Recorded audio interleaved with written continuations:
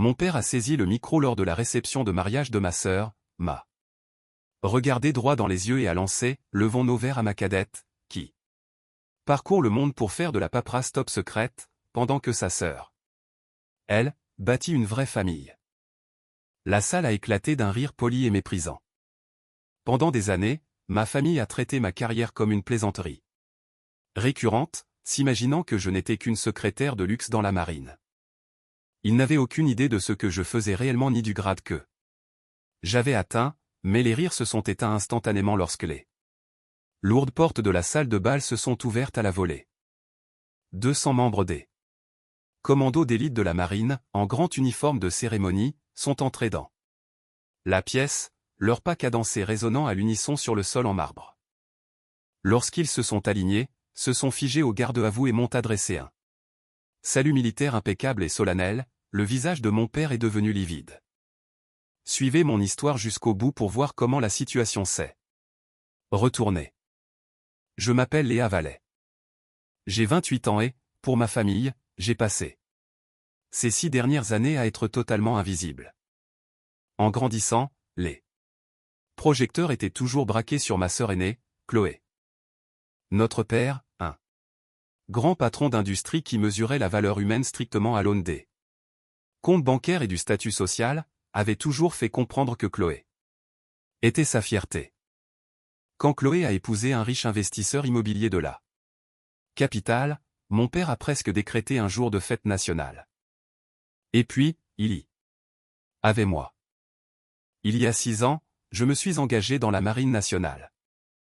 Parce que la nature de mes missions exigeait une habilitation de sécurité, très secret, je ne pouvais pas rentrer à la maison et me vanter de ma journée au dîner. Je ne pouvais partager aucun détail sur les opérations stratégiques épuisantes sur lesquelles je travaillais. Mon silence est devenu une arme contre moi. Pour mon père et ma sœur, ma carrière est devenue la risée de la famille. Ils supposaient ouvertement que je n'étais qu'une employée de bureau surclassée. Une petite secrétaire gérant des tâches administratives mondaines ou nettoyant des bureaux poussiéreux pour l'armée. Mon père me demandait d'un ton condescendant si je triais toujours le courrier pour la République tandis que Chloé ricanait à l'autre bout de la table. Il n'avait aucune notion du sacrifice. Il ne cherchait pas non plus à comprendre. Il ne voyait pas les nuits blanches, la pression immense ou le fardeau pesant de devoir maintenir des hommes en vie depuis un terminal sécurisé. Ils m'avaient complètement rayé d'eux. Leur tablette, confortés dans leur conviction que j'étais l'échec de la famille. Mais les secrets ont une étrange façon d'exiger d'être entendus. L'illusion de l'harmonie familiale s'est brisée net lorsque le fastueux mariage mondain de Chloé a été annoncé. Ce devait être l'événement de la saison, un grand rassemblement de l'élite financière et de politiciens locaux conçus pour afficher l'immense richesse et l'influence de mon père. Je n'ai pas été surprise de recevoir mon invitation tardivement, mais le coup de téléphone qui a suivi a été un coup de poignard en plein cœur. Mon père n'a pas demandé comment j'allais, ni si je pouvais obtenir une permission pour venir. Au lieu de cela, sa voix était froide, portant un ultimatum brutal. « Tu peux venir, Léa, a-t-il dit. Allant droit au but, mais j'ai besoin que tu laisses ton attitude de militaire. De bas étage à la porte. Nos invités sont des gens distingués. Je ne veux pas que tu fasses honte à cette famille en te vantant de ton boulot de bureaucrate. Au gouvernement ou en te plaignant de ton maigre salaire. » Il a clairement fait savoir qu'on attendait de moi que je reste assise tranquillement, que je me fonde dans le décor et que je prétende être l'assistante de quelqu'un d'autre si on me posait la question. J'ai raccroché le téléphone, les mains tremblantes d'un mélange de colère et de profondes blessures. Pendant un long moment, j'ai envisagé de rester à la base de Toulon et de zapper totalement la cérémonie. Pourquoi m'infliger leur cruauté? Mais ensuite, une détermination tranquille a pris le dessus. Je n'allais pas les laisser me cacher comme un secret honteux. J'ai accepté de venir, gardant le silence sur une étape majeure et capitale de ma carrière que je venais d'atteindre.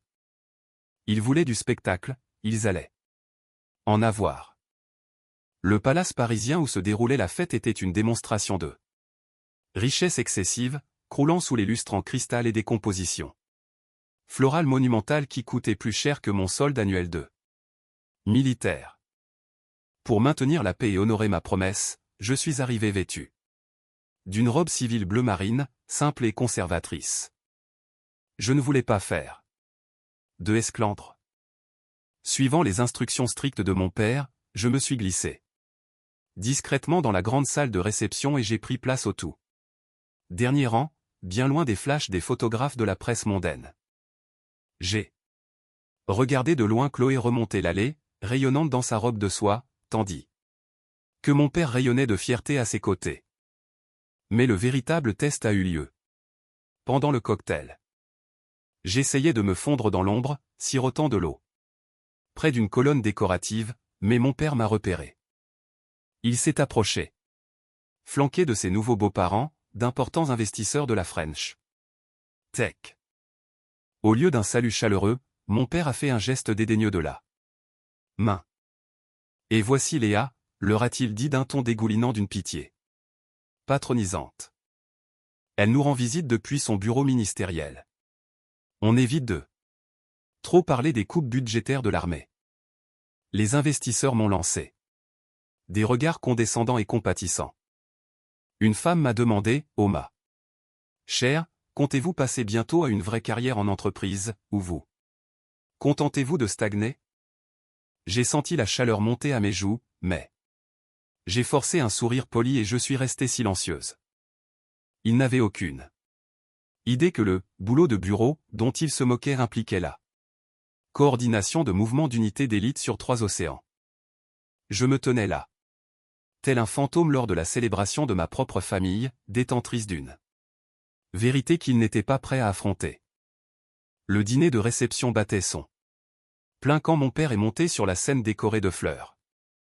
Il a pris le micro, tapotant dessus 2 fois pour réclamer l'attention absolue de la salle. Il a commencé par un hommage émouvant à Chloé, louant son intelligence, son élégance et son choix brillant d'époux. La foule était suspendue à ses lèvres, hochant la tête et souriant à ses plaisanteries bien rodées. Mais soudain, son regard a dérivé vers le coin sombre de la salle où j'étais assise. Un sourire cruel et entendu a flotté sur ses lèvres alors qu'il portait le coup de grâce.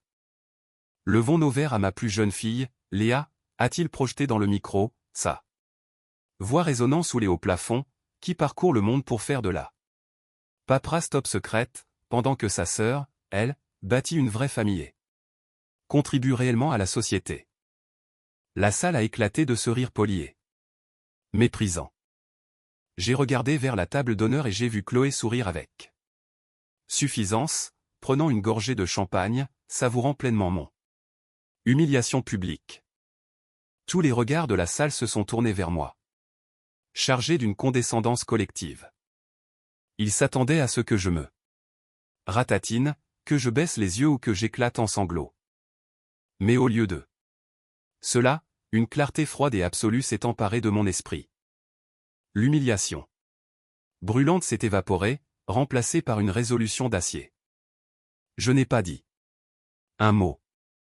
J'ai calmement posé mon verre sur la table, je me suis levé avec une posture parfaite et je suis sorti de la salle de réception.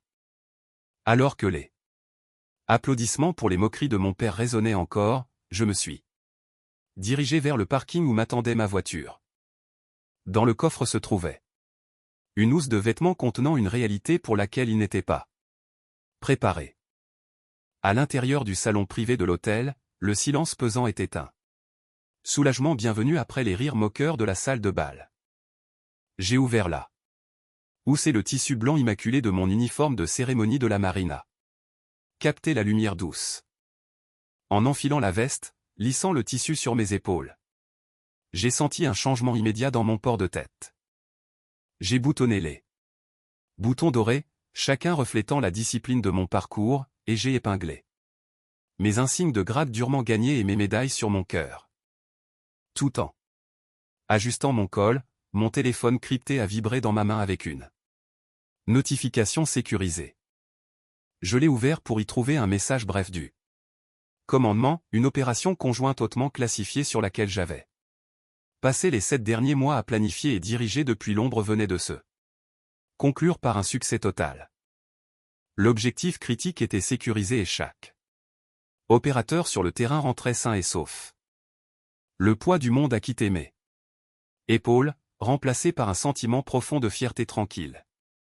Les investisseurs tech et les grands patrons dans l'autre pièce mesuraient le succès.